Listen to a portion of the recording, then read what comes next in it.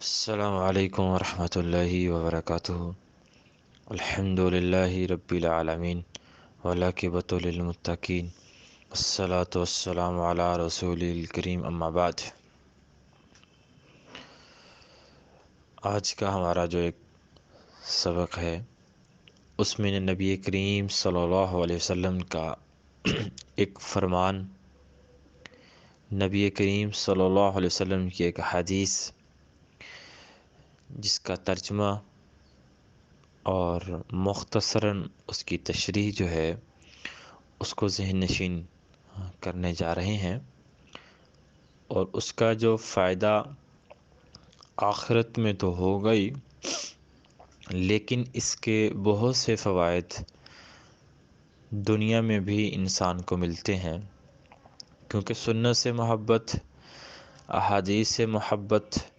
نبی کریم صلی اللہ علیہ وسلم کی تعلیمات سے محبت اور ان کے اوپر عملی جامہ ان کو جب پہناتا ہے کوئی مسلم، تو اللہ کے ہاں یہ ایک بہت پسندیدہ بات ہے، پسندیدہ عمل ہے۔ اس کے عوض اللہ مسلم کو، مومن کو دنیا میں بہت سی نعمتوں سے، بہت سے انعامات سے نوازتا ہے، جس سے اور جہاں سے اس کو گمان تک نہیں ہوتا۔ تو ہمیں نبی کریم کی تعلیمات سے محبت کرنی چاہیے، حدیث سے پیار کرنا چاہیے۔ وہ پیار اور محبت اس طرح ہوگی کہ ہم ان کے اوپر عمل کریں گے۔ یہ نہیں ہے کہ ہم زبان سے جا بجا اور بہت تکرار سے یہ بات کہتے رہیں کہ ہمیں نبی کریم سے محبت ہے، عشق ہے۔ عشق اور محبت جو ہے یہ ایک عملی چیز کا نام ہے۔ اگر ہم نبی کریم کی تعلیمات کو نہیں مانتے، ان کے اوپر ہم عمل نہیں کرتے، تو یہ ہماری جو دعوے ہیں یہ کھوکھلے ہوں گے۔ تو ان کھوکھلے دعووں کی پھر رب العزت کے ہاں کوئی مقام اور ان کا کوئی مرتبہ نہیں ہوگا۔ تو یہ جو سلسلہ شروع کیا ہوا ہے یہ بہت ہی عمدہ ایک سلسلہ ہے،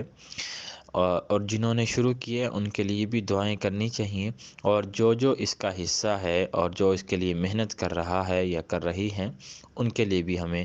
دعائیں کرنی چاہیے۔ اللہ ان کی محنتیں اپنی بارگاہ الہی میں قبول فرمائے۔ نبی کریم کا یہ فرمان جو آپ کے سامنے ہے، یہ روایت کو بیان کرنے والے جو صحابی ہیں وہ حضرت ابو ہریرہ رضی اللہ تعالیٰ عنہ ہیں، جو اللہ کے نبی کے بڑے عظیم، بڑے پیارے، بڑے لاڈلے صحابی ہیں، اور نبی کریم سے سب سے زیادہ جو روایات بیان کرنے والے صحابی ہیں وہ ابو ہریرہ رضی اللہ تعالیٰ عنہ ہی ہیں۔ یہ روایت صحیح مسلم میں ہے، یہی روایت صحیح البخاری میں بھی ہے، اور یہ روایت ابو داؤد، ترمذی، مسند احمد اور دیگر کتب حدیث میں موجود ہے، لیکن کچھ الفاظ مختلف کے ساتھ۔ اب اس میں سب سے پہلے جو ابو ہریرہ بیان کرتے ہیں کہ التصعب من الشیطان، کہ جو جمائی ہے وہ شیطان کی طرف سے ہے۔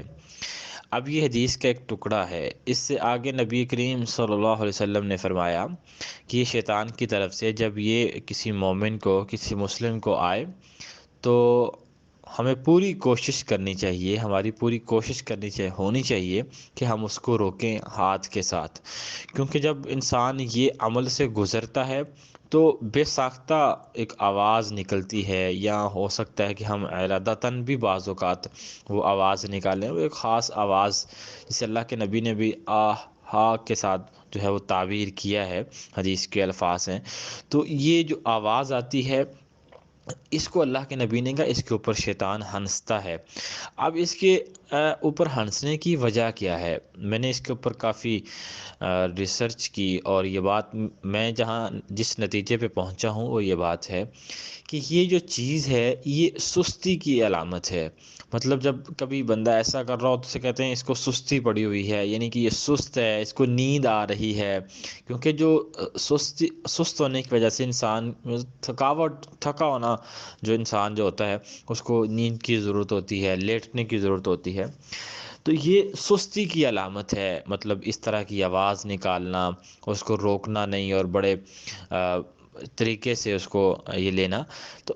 اب شیطان کیا کرتا ہے؟ شیطان ہمیشہ یہ چاہتا ہے کہ مومن سست روی کا شکار ہوں، یہ اعمال میں سست ہوں، نماز سستی سے پڑھیں، عبادات سستی سے کریں، جتنی بھی حسنات اور جتنے بھی نیکی کے کام ہیں یہ دل جمی سے نہ کریں، خضوع خشوع سے نہ کریں، ان کے اندر سستی پڑی رہے۔ تو یہ چیزیں جو ہیں یہ شیطان کی سوچ یہ ہے، اور اسی کے اوپر جب مومن جب کوئی کام کرتا ہے اس طرح، تو اس کو شیطان اس کے اوپر ہنستا ہے، کیونکہ شیطان کا منصوبہ کامیاب ہونے جا رہا ہوتا ہے۔ تو ہمیں جہاں اللہ نے عبادات کا کہا، جہاں اللہ نے ہمیں روزے، حج، نماز اور زکوٰۃ کا کہا، جہاں اللہ نے ہمیں صوم و صلات کا کہا، وہاں اللہ کے نبی کے ذریعے ہمیں ہماری فزیک جو ہے، یعنی کہ فزیکلی ہمیں فٹ رکھنے کے لیے، ہماری ہیلتھ کے لیے، ہماری صحت کے لیے جو ایک فرمودات ہم تک پہنچائے، صحابہ کے ذریعے ہم تک پہنچے اور اللہ کے نبی کے وہ فرامین، تو ہمیں ان کے اوپر بھی توجہ کرنا ہوگی۔ آج ہم کہتے ہیں لوگ بیمار ہیں، آج کوئی جس کو صحت کا مسئلہ ہے، کسی کو کوئی ذہنی دباؤ کا شکار ہے، کوئی مطلب مختلف چیزیں ہیں جو ہماری صحت سے تعلق رکھتی ہیں، تو اس کی بہت سی وجوہات میں سے ایک وجہ یہ بھی ہے کہ ہم نبی کریم کی تعلیمات کو جو ہے وہ پس پس ڈال چکے ہیں۔ تو ہم نے کرنا کیا ہے؟ ہم نے کرنا یہ ہے کہ اللہ کے نبی نے جو تعلیمات ہمیں بتائی ہیں ان کو ہم نے ان کے اوپر عمل کرنا ہے۔ اب یہ حدیث ہے، اس میں واضح الفاظ ہیں کہ التصعب من الشیطان، یہ ایک شیطان کی طرف سے ہوتی ہے۔ اب اس کا مطلب یہ نہیں ہے کہ یہ شیطان کہے، حکم کرے گا تو انسان کو یہ عمل سے گزرے گا، نہیں، مطلب یہ نسبت مجازی ہے کہ یہ ایک ایسا کرنا، اس سے پھر آواز کا نکلنا، یہ کہ شیطانی اس کے اوپر شیطان خوش ہوتا ہے، تو گویا کہ وہ شیطان کا عمل ہوا، شیطان چاہتا ہی یہ ہے، ٹھیک ہے۔ تو اسی طرح اب ہم نے کیا کرنا ہے؟ ہم نے اس کو روکنا ہے، اپنے ہاتھ سے روکنا ہے۔ اب بعض اس میں بھی اختلاف ہے، اب روکنا دائیں ہاتھ سے ہے کہ بائیں ہاتھ سے ہے، تو اس میں صحیح بات تو یہی معلوم ہوتی ہے کہ ہمیں اسے دائیں ہاتھ سے آگے ہاتھ رکھنا چاہیے، اور یہ بڑے پڑھے لکھے اور باادب لوگوں کی بھی علامت ہے۔ اس کے اوپر پورا ایک واقعہ مجھے یاد آ رہا ہے، لیکن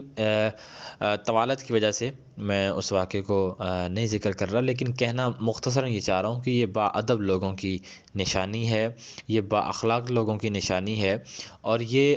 پڑھے لکھے لوگوں کی، اہل علم کا یہ شیوا ہے کہ جب بھی وہ کسی مجلس میں بیٹھے ہوں، کسی کلاس میں ہوں، نماز میں ہوں، غیر نماز کی حالت میں ہوں، سفر میں ہوں، مقیم ہو، گھر میں ہو، باہر ہوں، جہاں کہیں بھی ہوں، جب ان کو یہ امر واقع ہو تو وہ اس کو کیا کریں؟ اللہ کے نبی کے فرمان کے مطابق اس کو روکنے کی کوشش کریں۔ اب روک تو نہیں سکتے، مطلب روکنے کا یہ ہے کہ بعض کا جب ہم ہاتھ نہیں رکھتے تو وہ یہ عمل ایک دو منٹس، مطلب 1 منٹ کا ہو جاتا ہے، یا مطلب کچھ سیکنڈز بڑھ جاتے ہیں، جیسے ہی ہم ہاتھ رکھتے ہیں تو یہ عمل رک جاتا ہے۔ اس کی وجہ یہ ہے کہ کیونکہ جب نہ روکیں گے تو یہ سست روی کا ایک جو ہم نے شائبہ پایا جاتا ہے، یہ نہیں پایا جائے گا۔ تو اس امر سے اگر یہ آوازیں نکال لیں گے اور اس طرح ہم کریں گے تو شیطان خوش ہوگا۔ تو ہم نے شیطان کو خوش نہیں کرنا، ہم نے نبی کی حدیث پہ عمل کر کے نبی کی ذات اور اللہ کو خوش کرنا ہے۔ مومن کی خوشی یہ ہونی چاہیے۔ تو اللہ ہمیں صحیح معنوں میں عمل کی توفیق عطا فرمائے۔